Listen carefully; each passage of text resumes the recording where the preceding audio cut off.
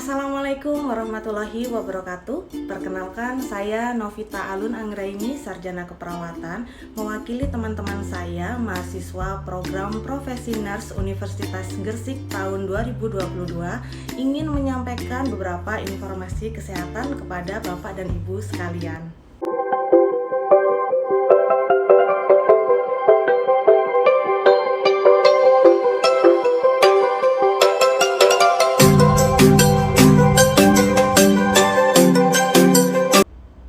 Menurut WHO, definisi dari diabetes mellitus atau kencing manis itu sendiri didefinisikan sebagai suatu penyakit atau gangguan metabolis kronis yang ditandai dengan tingginya kadar gula darah disertai dengan gangguan metabolisme karbohidrat, lemak, dan juga protein.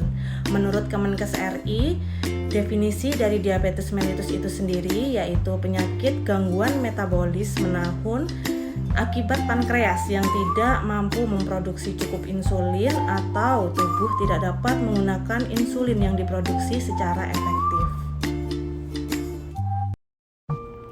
Nah, bagi penderita diabetes mellitus dan juga keluarga, mari kita belajar mengenai strategi pengendalian diabetes mellitus agar tetap terkontrol. Di sini ada 4 pilar pengendalian diabetes, yaitu yang pertama edukasi, yang kedua diet, yang ketiga olahraga, yang keempat penggunaan insulin atau obat-obatan. Yang pertama kita bahas adalah edukasi. Tingkat pengetahuan tidak ditentukan oleh pendidikan formal saja. Pengetahuan bisa kita dapatkan melalui penyuluhan dan dari media informasi yang diharapkan mampu meningkatkan kesadaran dan kepatuhan dalam meminum obat. Dengan diadakan edukasi ini diharapkan tingkat pengetahuan pasien dan keluarga meningkat sehingga angka kepatuhan minum obat pada penderita diabetes akan semakin tinggi. Jika tingkat pengetahuan rendah, maka yang dikhawatirkan tingkat kewaspadaan terhadap penyakit ini akan rendah juga, sehingga akan meningkatkan resiko komplikasi pada pasien dan meningkatkan harga pembiayaan perawatan pasien diabetes. Dalam hal ini, dukungan dari kerabat, keluarga sangat penting bagi penderita DM yang sedang menjalani pengobatan. Tujuan dari edukasi ini diharapkan penderita bisa lebih merawat diri sendiri selain untuk mengurangi komplikasi juga untuk menekan jumlah hari sakit si penderita. Pengendalian diabetes yang kedua adalah dengan diet. Diet atau pengaturan makan pada penderita diabetes diharapkan setiap penderita DM ini memiliki sikap yang positif untuk mendukung diet agar tidak terjadi komplikasi baik akut maupun kronis. Kunci dari keberhasilan diet adalah keterlibatan aktif dari anggota keluarga dan lingkungan sekitar penderita.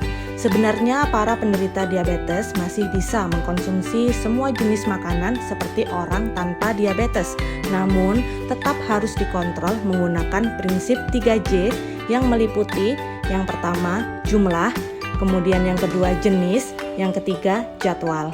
Untuk jumlah, konsumsilah makanan sesuai dengan jumlah kalori yang dibutuhkan oleh tubuh, jangan kurang dan tidak boleh lebih. Yang kedua adalah jenis. Perhatikan jenis makanan yang dikonsumsi, hendaknya sesuai dengan kebutuhan gizi seimbang yang diperlukan oleh si penderita. Yang ketiga adalah jadwal. Makanlah secara teratur pagi, siang, dan malam dan bisa diselingi dengan makanan kecil atau camilan di antara jam makan besar. Yang terpenting, konsultasikan diet Anda ke dokter atau petugas gizi di pusat pelayanan kesehatan terdekat. Pilar pengendalian diabetes yang ketiga adalah olahraga. Bergerak aktif bisa menjadi pilar sukses selanjutnya dalam pengobatan diabetes mellitus. Olahraga secara teratur berperan penting dalam pengaturan gula darah dalam tubuh. Berolahragalah secara rutin sebanyak 3-5 kali seminggu dalam waktu kurang lebih 30-45 menit. Dianjurkan juga untuk melakukan pemeriksaan gula darah sebelum berolahraga. Perhatikan apabila gula darah kurang dari 100 mg per desiliter, maka pasien harus mengkonsumsi karbohidrat terlebih dahulu. Namun, apabila kadar gula darah lebih dari 250 mg per desiliter, maka dianjurkan untuk menunda dulu aktivitas fisik. Perlu diingat Ingat, aktivitas sehari-hari walaupun dianjurkan, tetapi tidak terhitung sebagai olahraga. Olahraga diperlukan selain menjaga kebugaran, juga untuk menurunkan berat badan dan memperbaiki sensitivitas insulin agar pengendalian gula darah bisa diperbaiki. Pengendalian diabetes yang keempat adalah dengan pemberian insulin atau obat-obatan. Diet dan olahraga belum cukup untuk mengendalikan kadar gula darah dalam tubuh pasien penderita diabetes. Jika sudah seperti ini, biasanya dokter akan meresepkan obat untuk diminum ataupun insulin. Biasanya juga obat akan diberikan bersamaan dengan program diet dan olahraga. Hal ini dilakukan untuk mengendalikan kadar gula darah dalam tubuh ke ambang batas normal. Yang terpenting, konsultasikan dengan dokter Anda terkait obat yang akan diberikan, patuhi jadwal dan tata cara minum obat Anda. Bagi keluarga, tingkatkan kualitas hidup penderita dengan melakukan 4 pilar pengelolaan diabetes mellitus. Nah, itulah 4 pilar pengendalian diabetes mellitus. Semoga apa yang dapat kami sampaikan bisa bermanfaat untuk Bapak dan Ibu sekalian. Saya mewakili teman-teman saya undur diri. Mohon maaf bila ada salah-salah kata. Wassalamualaikum warahmatullahi wabarakatuh. Salam sahabat menuju sehat. Jangan ragu untuk mengkonsultasikan kesehatan Anda, bertemu dengan para ahlinya di Rumah Sakit Petrokimia Gresik.